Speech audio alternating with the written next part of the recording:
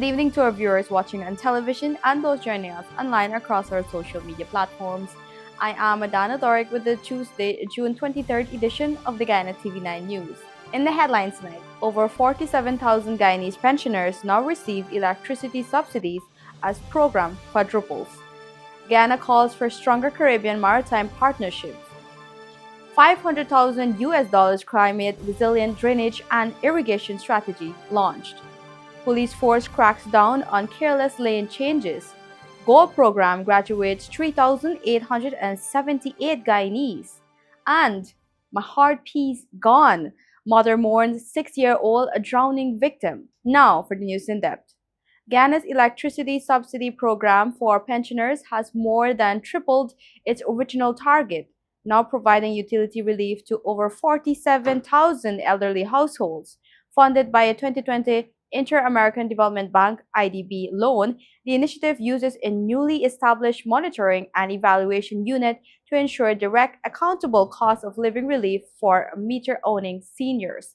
Here's more. The minister explained that the subsidy is designed specifically for pensioners who own their electricity meters, and it applies to both prepaid and postpaid systems. The intervention was framed as a targeted effort to ease the cost of living burden on elderly citizens while ensuring that assistance reaches those directly responsible for household utility payments. At the outset of the program, officials had projected support for approximately 15,000 pensioners' households. However, the minister emphasized that the scale of expansion achieved over time. In everything, one must always have analysis.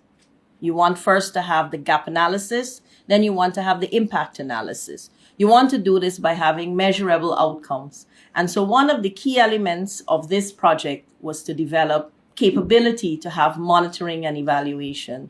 So in addition to developing our PEU and strengthening our PEU, we started to work on developing for the first time at the Ministry of Human Services and Social Security a monitoring and evaluation unit. She further noted that the program's design was informed by a structured analytical approach within the ministry. At the outset, our target stood at just over 15,000 homes where the meters were owned by the pensioners.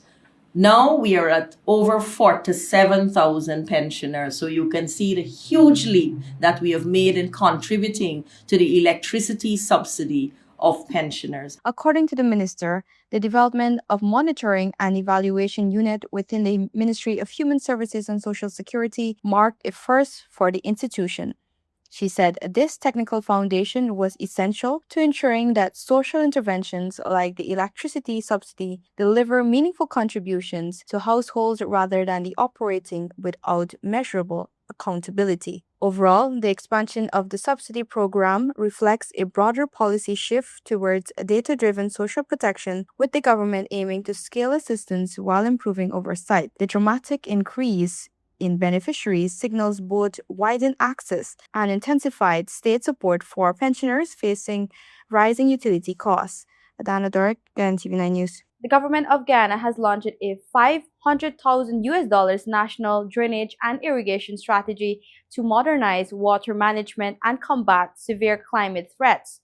Officially unveiled by Agriculture Minister Zulfikar Mustafa, the 2030 framework will introduce a data-driven GIS platform to map floods, risk, and safeguard agricultural growth. Here's more. The strategy was officially presented during a soft launch at the Ministry of Agriculture's boardroom, where Agriculture Minister Zulfikar Mustafa described the document as a major milestone in Guyana's transformation agenda. Developed through extensive consultations with government agencies, local authorities, farmers' organizations, water users associations, and other stakeholders, the NDIS outlines a long-term vision for improving drainage, irrigation, flood protection, and water availability across the country. Minister Mustafa emphasized that climate change is making traditional approaches to water management increasingly ineffective, pointing to more intense rainfall, prolonged dry periods, rising sea levels, and changing weather patterns. He noted that Guyana must plan strategically and invest wisely to ensure its infrastructure can withstand future challenges while supporting expanding economic activities and communities. Gone are the days when we have 2.3 inches of rainfall in a month. Today we have 5 and 6 inches of rainfall in an hour. and we have to prepare our drainage system. And when you go through this strategy, and you see what we have here, you will see a comprehensive system that we'll implement in the near future. According to the minister, significant investments have already been made over the past 5 years to strengthen the country's drainage and irrigation network. These include the rehabilitation and construction of canals, sluices, cokers, pump stations, and high-level drainage canals in regions 3, 5, and 6. More than 63 pumps are already being prepared for installation in various parts of the country as part of the modernization drive. A key component of the strategy is the development of an integrated geographic information system, GIS-based platform that will consolidate more than 25 years of hydrometeorological data, drainage and irrigation assets, and agricultural information. The platform will support real-time monitoring, predictive planning, and data-driven decision-making while also feeding into the National Situation Room expected to be launched in the coming weeks. And the National Drainage and Irrigation Strategy 2030 provides that vision that I talked about.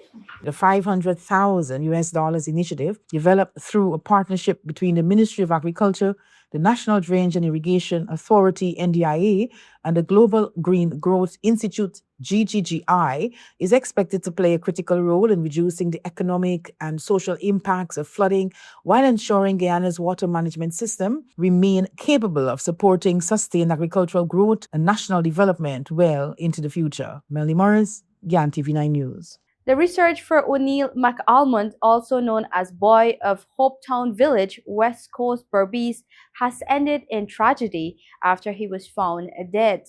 McAlmont was reported missing after he was last seen at number 28 Village on Monday, June 22nd. Relatives and community members had appealed for help in locating him. He was later found dead. Authorities have not yet disclosed the circumstances surrounding his death. Family, friends, and residents are now mourning his passing.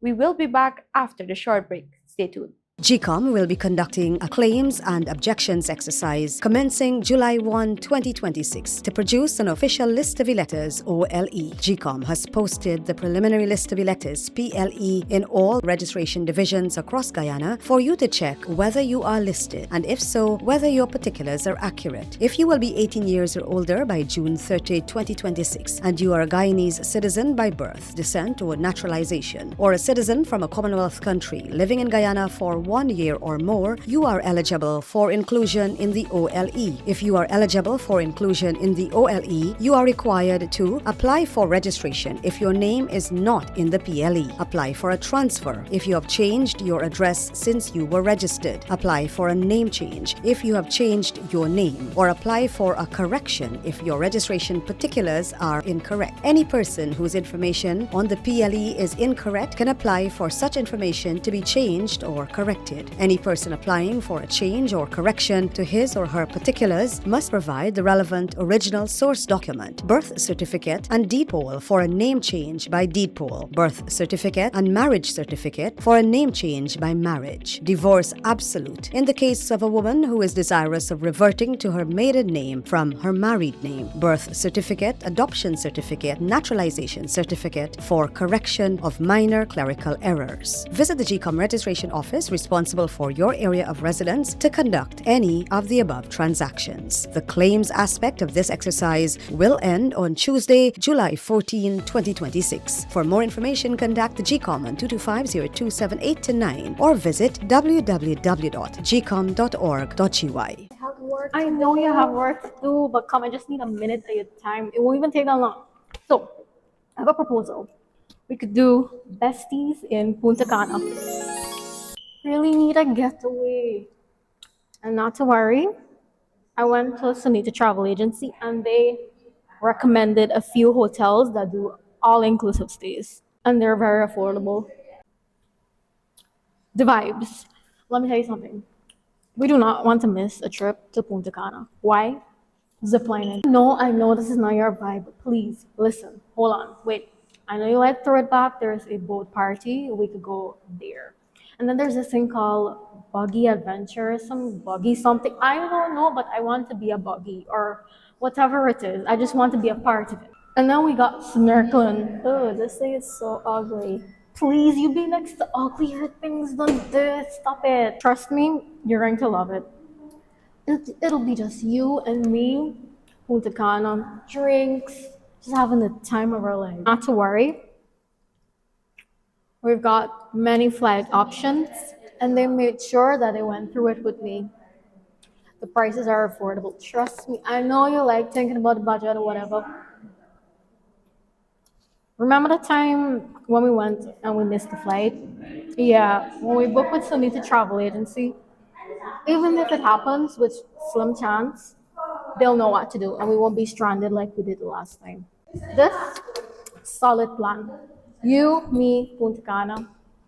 Cheap. It won't even hurt your pocket. Please say yes. Yes.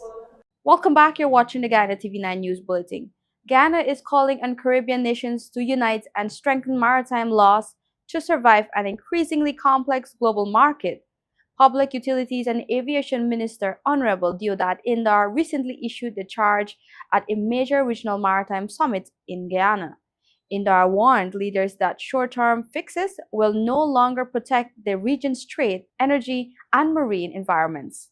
Details in this report. The minister told regional leaders and maritime officials that the forum presents a critical opportunity for Caribbean states and territories to confront common challenges and craft practical long-term solutions through collective action. He emphasized that stronger partnerships will be essential to improving maritime governance, enhancing safety standards, and protecting the region's marine environment. In maritime governance, safety, and environmental protection across the Caribbean region.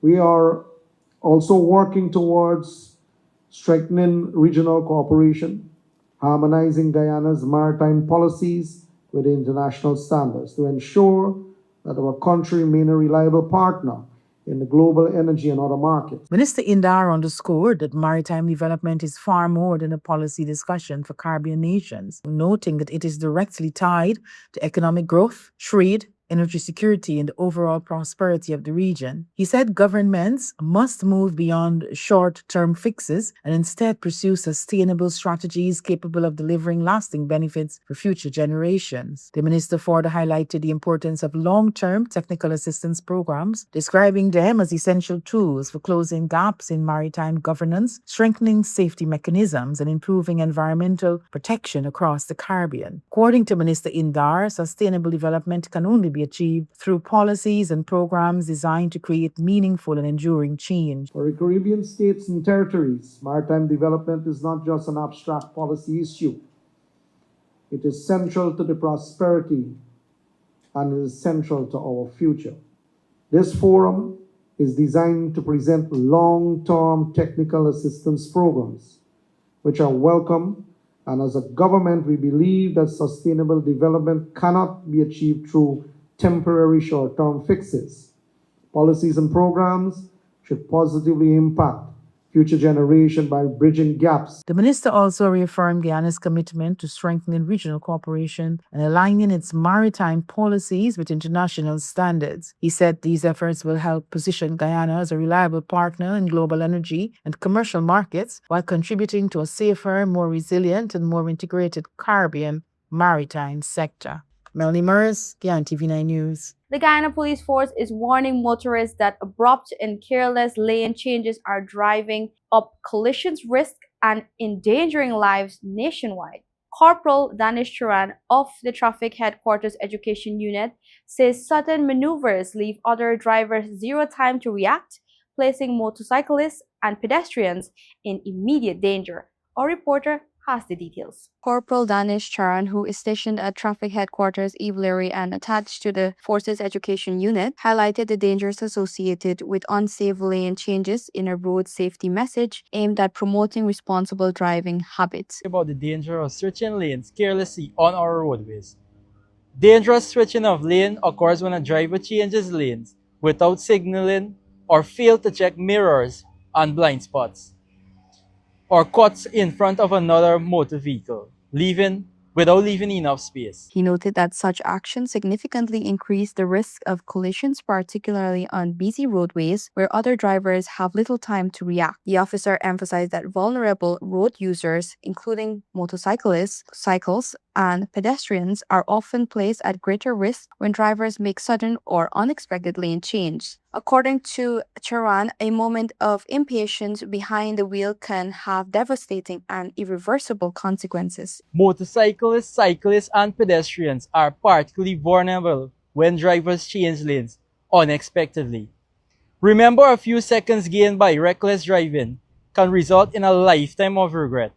Dangerous lane switching can lead to crashes, injuries, loss of life, and too numerous to mention. The police force is encouraging all motorists to use their indicators, check mirrors and blind spots, and ensure it is safe before changing lanes. The reminder forms part of an ongoing efforts to improve road safety and reduce traffic accidents, with authorities emphasizing that careful and responsible driving saves lives. Adana Doric, Guyanese TV9 News. A total of 3,876 Guyanese graduated today through the Gold Scholarship Program during its fourth graduation ceremony. According to the Ministry of Education, the graduating class comprises 2,858 women and 1,018 men from across the country. Qualifications awarded include 1,308 certificate and vocational awards, 1,550 gross certificates, 396 bachelor's degrees, 836 master's degrees, and 35 doctorates. The graduates come from diverse backgrounds and professions, including teachers, nurses, public servants, entrepreneurs, and young professionals. The Gold Scholarship Program was established to expand access to higher education and professional development opportunities for Guyanese nationwide. More news after the break. Stay with us.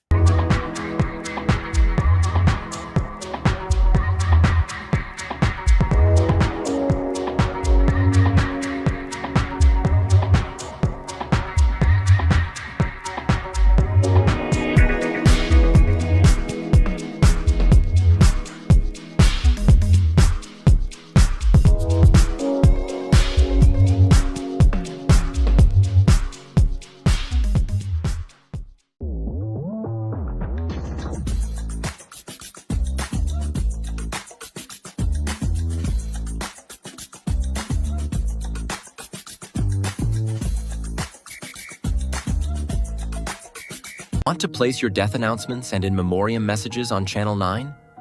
Call 592-761-5006, 710-5008, 600-5006. Or visit our office at Lot 85A Lamaha Street, Albertown, Georgetown, Century 21 Building.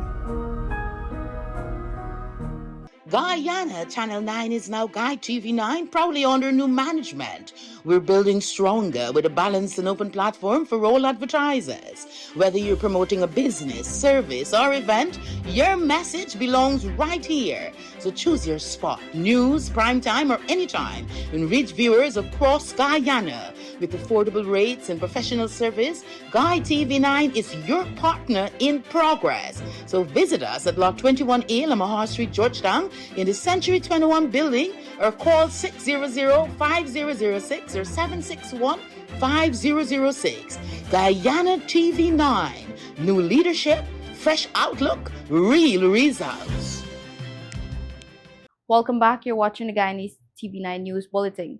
A brief moment of rest ended in an unimaginable tragedy for a Berbice family after 6-year-old Caden Bossy drowned in an Edinburgh trench on Sunday afternoon. The grade 1 pupil reportedly jumped into the water with older children before vanishing beneath the surface, leaving his grieving mother, Guyana Paul, grappling with overwhelming shock and guilt.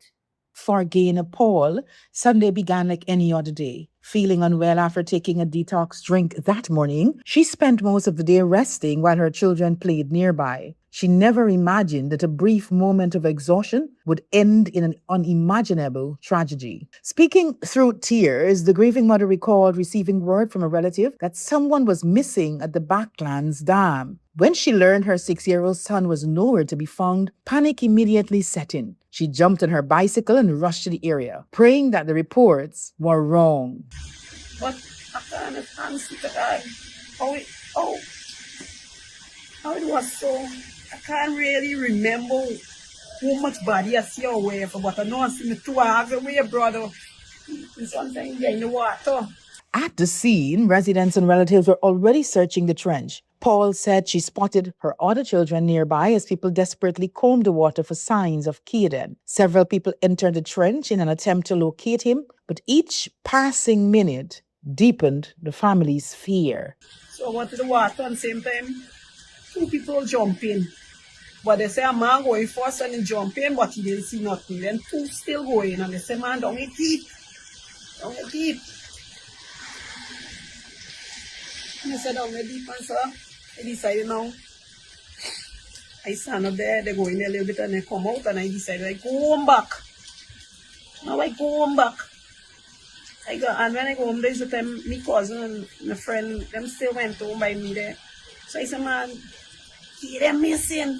According to information relayed to the family, Caden had gone to the trench with his brothers and 2 older girls. The girls reportedly entered the water first and encouraged him to join them. Moments after jumping in, the little boy disappeared beneath the surface. His 8-year-old brother tried unsuccessfully to find him. Oh, this is when I call me, my brother-in-law, call my brother-in-law, steady. That's when I tell him, kid, they're missing. And then he come up with the car. When he come up with this, when I go back there. So when I go back there now, still they said they didn't find me. At the same time, police sons so come already. And there's a time when the buy now. But still when I said kid, and I said, man, still I see must go home back. I say go home. And I say go home because I say, man, by when them start, they say I'm finding. And wait why they're looking at it. And I say like, he don't go away because it's just that's a big thing. So now, because when I hear that, I be going for the big one, because as I always tell everybody back there, I tell them what they back there. And every day I tell them, but if I didn't drink the detox, I would never left the yard and do what they do there. So when we go back there, I'm not by no come. And they call the girls them and ask them, we part this thing happen. And that is when the girl show them, this is when the bike plunge. And just see plunge, so I pull up. When Caden's body was eventually pulled from the water shortly after 3 p.m., Paul refused to give up hope. In desperation, she attempted CPR as family members rushed him to the New Amsterdam hospital. Despite their efforts, doctors later pronounced the grade 1 pupil dead. I said, Mommy, them 2 girls went in the water. And they said, Molly, we make a, let her pull a trick. You know when you're dead? Pull a prank. He decided not to jump in for God's sake. That's the big thing.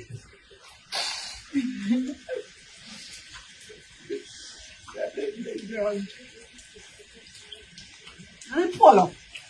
When I pull up, my son, I believe he there to do CPR. Now the mother is left grappling with overwhelming grief and guilt. She described Caden as a loving, talkative child who brightened every room he entered. As she struggles to come to terms with the loss, Paul hopes that other parents remain vigilant, warning that tragedy can strike in mere seconds. For her, the silence left behind by her son is a pain that words can scarcely describe. Melanie Morris, Guyana TV9 News. In tonight's regional news, 2 U.S. senators have introduced legislation aimed at strengthening efforts to combat organized crime networks operating across Latin America and the Caribbean. The proposed Eliminate PRC Organized Crime Act would expand cooperation between the United States and regional partners through intelligence sharing, training, and law enforcement support. According to the bill's sponsors, the measure is designed to help authorities combat money laundering, drug trafficking, and other forms of transnational crime. The proposal comes amid ongoing concerns about the growing influence of organized criminal networks across the region. Internationally, Colombia has become the first Latin American country to approve nationwide legislation banning female genital mutilation, FGM, a practice still recorded in some indigenous Imbara communities. The bill, known as Girls Without Mutilation, was passed unanimously after 2 years of advocacy and now awaits presidential approval. Embada leader Claudia Kearagama hailed the move as a major step forward for affected communities. The legislation follows years of efforts to eliminate the practice, which gained national attention after 2 girls died from FGM-related infections in 2007. The World Health Organization classifies FGM as a human rights violation affecting millions nationwide. Those are our major headlines for tonight's newscast. For more trending stories, follow our Facebook, TikTok, and YouTube platforms at GUYTV9. I'm Madana Dark. Thank you for watching.